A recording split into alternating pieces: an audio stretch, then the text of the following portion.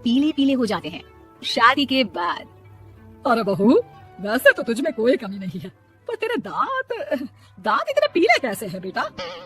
कैसे है मतलब? कुछ सर्जरी थोड़ी ना कराई है। वो तो क्या नाम, मैं ब्रश नहीं करती थी तो पीले हो गए। अब क्या करूं? आप कहें तो लाल करवा लूं या फिर काले? यार ये क्या है, क्यों मां से लड़ रही हो? लड़ रही हूँ? अरे मैं लड़ रही हूँ या ये बोल रही है कि दांत पीले हैं पीले? अरे तपस्या थोड़ी ना की है इन्हें पीले करने के लिए, बकायदा ब्रश नहीं किया है 20 साल तक, तब जाकर।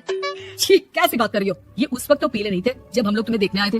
अरे तब साफ करवा लिया होगा डेंटिस्ट के पास जाकर। अब देखो कैसे पीले पीले लग रहे हैं। रंजना सास की तरफ गुस्से से देखती है। फिर शुरू हो गई पीले पीले पीले। अरे पीले तो तभी थे जब मेरे हाथ का रसगुल्ला उड़ा उड़ा कर खा रही थी और बोल रही थी लड़की नहीं गुणों का खजाना दे रहे हैं भाई साहब आप।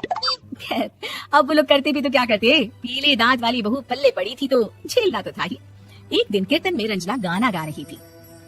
अरे कमला बहन, माँ का द्वार है, यहाँ तो सब शुद्ध होकर आते हैं, फिर अपनी बहू को ब्रश भी नहीं करवाती तुम। दूर से पीले पीले दांत भक्ति में बाधा उत्पन्न कर रहे हैं। अरे कोई 2 साल की बच्ची थोड़ी ना लेकर आई हूँ मैं बहू बनाकर, अच्छी खासी लड़की है। अरे कैसे करवाऊं ब्रश, ये तो उसे खुद करना चाहिए ना। अब माँ बाप तो इसके जैसे तैसे निपटा दिए, ये नहीं सोचा कि सास कैसे संभालेगी। सास बहू को लेकर घर आ जाती है लेकिन सोच लेती है कि अब इसे लेकर कहीं नहीं जाएगी। अगले रोज बहू कहती है, अरे क्या हो गया, मंदिर नहीं जाना क्या? कीर्तन का वक्त हो रहा है। मेरी मधुर वाणी से कान्हा जी जागते हैं और सोते हैं। आप तो जानती है ना उनकी भक्ति में कितना मन लगता है मेरा।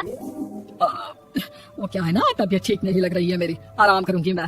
तबीयत ठीक नहीं लग रही? अभी तो मिथुन के गाने पर नाच रही थी आप और आप बोल रही है कि तबीयत ठीक नहीं लग रही। अरे भक्ति में मन लगा लो सासू माँ, ऊपर जाना है, क्या मुंह दिखाओगी आप? हाँ, सास को बहू की बात पर गुस्सा आ जाता है। मैं क्या मुंह दिखाऊंगी, इसकी चिंता तो ना कर, समझी? अपने मुंह की चिंता कर, जो ये पीले पीले दांत लेकर हर जगह पहुंच जाती है। पता है लोग कितना मजाक बनाते हैं। ना जी ना, मैं नहीं जाना कहीं तेरे साथ। तो ये बात है, कोई ना मत जाओ, मैं अपने कमरे में ही बैठकर भक्ति कर लूंगी। ऊपर वाला दांत थोड़ी ना देखता है, मन देखता है, भावना देखता है। और अरे बस बस, तू सब कुछ दिखा, बस ये सफेद चमकदार दांत ना दिखाना किसी को, है? जा यहाँ से। बहू को सास की बात का कोई फर्क नहीं पड़ता, वो तो जैसी थी वैसी ही रह जाती है।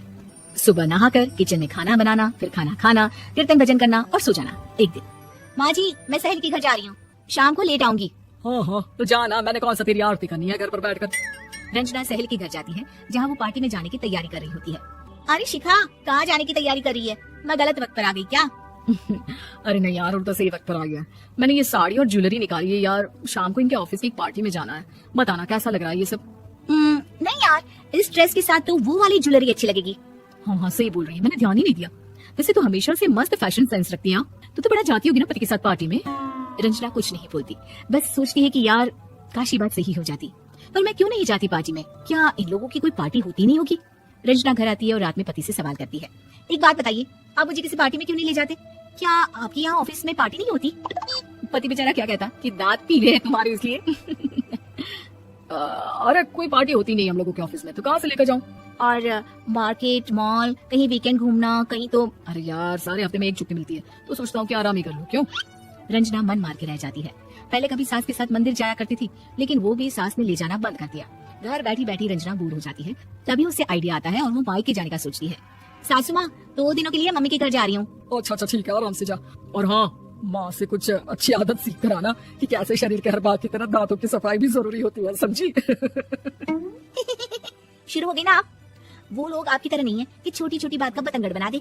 उन लोगों के लिए मैं मायने रखती हूँ, ना कि मेरे पीले पीले दांत।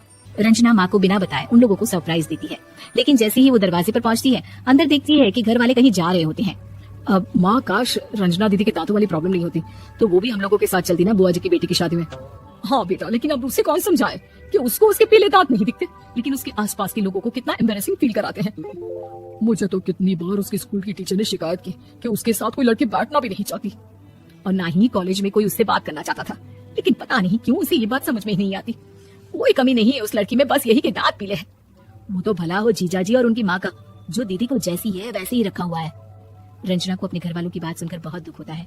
वो सोचती है कि वो क्या करे, लेकिन फिर वो सीधा डेंटिस्ट के पास जाती है, अपने दांत चमकाती है और कसम खाती है कि वो रोज ब्रश करेगी।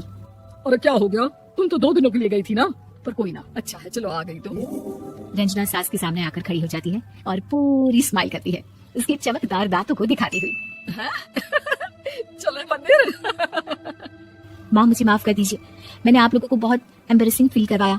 मैं आज से रोज ब्रश करूंगी।